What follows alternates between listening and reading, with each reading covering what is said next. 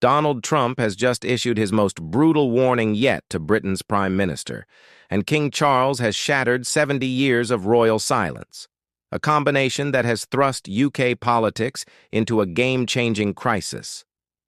American tech companies are pulling billions from London, and veterans are rising up in the streets. All eyes are now on whether Keir Starmer can hold his government together. 3 days ago, Donald Trump went nuclear on Keir Starmer in a televised address that the White House called a defense of free speech. Trump's message was simple and severe. Stop policing American voices online or face economic consequences. That declaration instantly tied questions of free speech to trade and diplomacy, and it turned an internal British debate into breaking news across 2 continents. What led here is a series of leaked government documents that, according to those files, show Starmer's administration spending £1.2 billion on luxury hotel rooms for illegal migrants. The documents describe 4-star accommodations, spa services, even ocean views, while accounts of homeless veterans sleeping rough in central London began circulating at the same time. The contrast became the defining image of the week and redefined UK politics in a single weekend. James Patterson, a decorated Royal Marine who served 3 combat tours, became the human face of the story after he was found living in a cardboard box outside a central London McDonald's. Pictures of Patterson with his medals visible mobilized a movement. Social media filled with split-screen videos of migrant hotel buffets versus homeless veterans outside doorways. The visual argument was stark, and public reactions shifted quickly.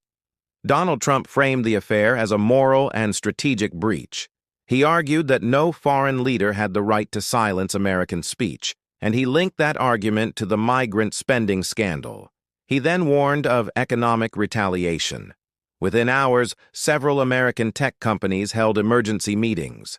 The US-UK trade deal that had been under negotiation was quietly shelved, and investors began reevaluating exposure to Britain.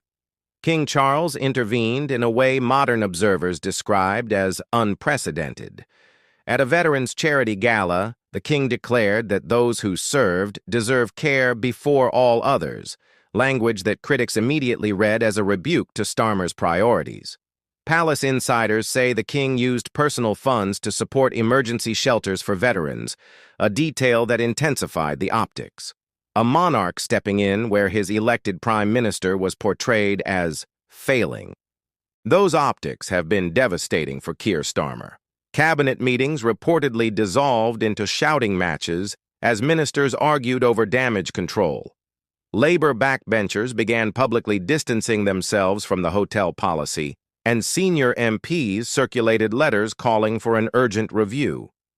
Meanwhile, Nigel Farage and Reform UK seized the moment, expanding the political pressure and siphoning working-class votes away from Labour. On the economic front, tech companies moved quickly. Google reportedly began plans to shift European moderation operations out of London, and other major firms considered relocation to Dublin, Amsterdam, and Frankfurt. Treasury officials privately warned that a prolonged standoff with the United States could cost Britain hundreds of billions in lost trade and investment. The link between free speech disputes and the US-UK trade deal now sits at the center of the crisis. Public protests erupted across cities: London, Manchester, Birmingham, Liverpool. Thousands chanted, "Homes for heroes, not hotels for migrants." Veterans in wheelchairs, some with missing limbs from combat, stood before Parliament asking why illegal migrants reportedly received hotel suites while homeless veterans begged for food. Police closed Westminster Bridge as crowds swelled. The momentum on the streets translated into momentum in opinion polls and pressure inside Westminster. The drama peaked during Prime Minister's questions when an opposition MP held up a photograph of James Patterson and asked why silencing American tech companies seemed more important than housing a British war hero. Keir Starmer, visibly shaken, searched for answers and repeatedly referred to notes. For several minutes, the Prime Minister appeared overwhelmed by the moral force of the scene. a moment many analysts call the turning point. The international fallout is broad. Allies in Canada and Australia expressed unease about Britain's digital policy direction. European officials privately questioned whether Britain was drifting toward authoritarian solutions for online content, and American lawmakers publicly linked the free speech fight to cooperative security and trade. The US-UK trade deal, once touted as transformational, now hangs in doubt as commercial leaders weigh the political risk.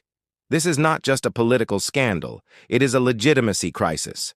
When a foreign president and your own king both publicly question a prime minister's judgment, the problem becomes existential.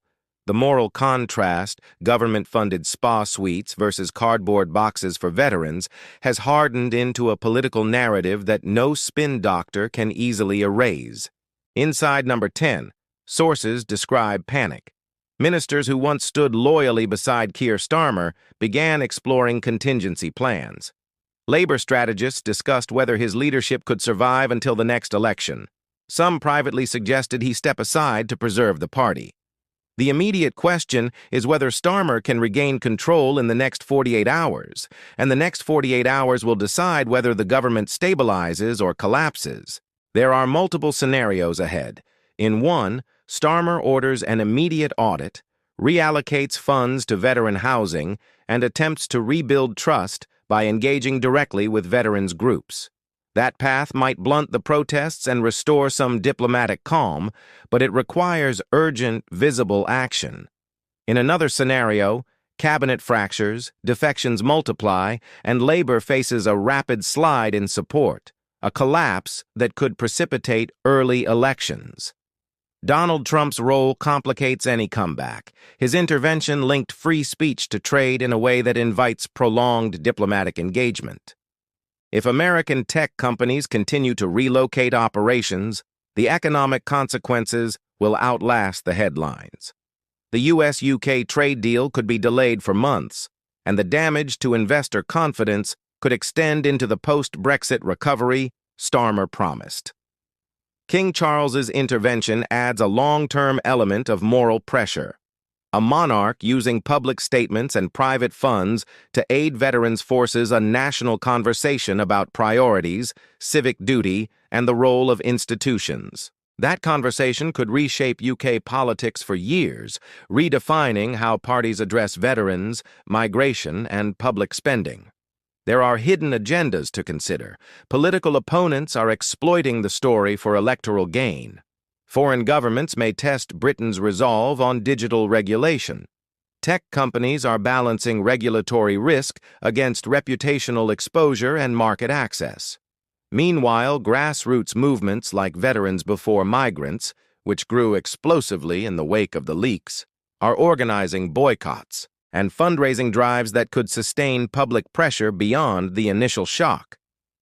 For voters, the stakes are clear.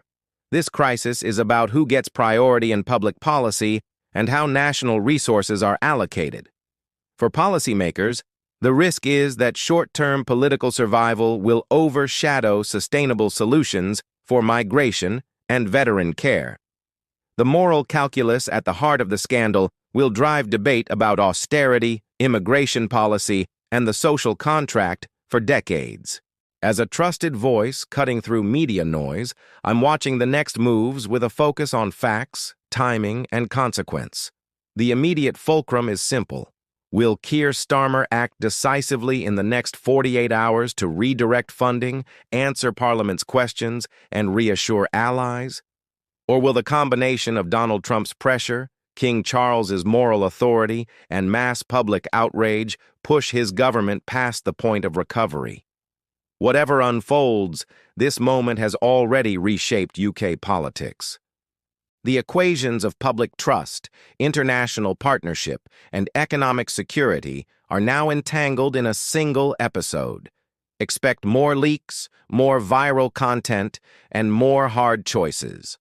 The rhythms of this crisis will be measured in hours and days, not weeks, and the next decisions will determine whether this is a temporary rupture or a historical realignment. We want to hear from you. Has Keir Starmer crossed a line that British voters will never forgive? Can a prime minister rebuild legitimacy after such a symbolic collapse? Drop your thoughts in the comments. We read every single one. If this breaking news briefing helped you cut through the noise, like the video, subscribe for more analysis, and ring the bell to stay updated. Share this with everyone who needs to see what's really happening in UK politics right now. Stay tuned. The next 48 hours will decide a great deal, and we'll bring you every update as it unfolds.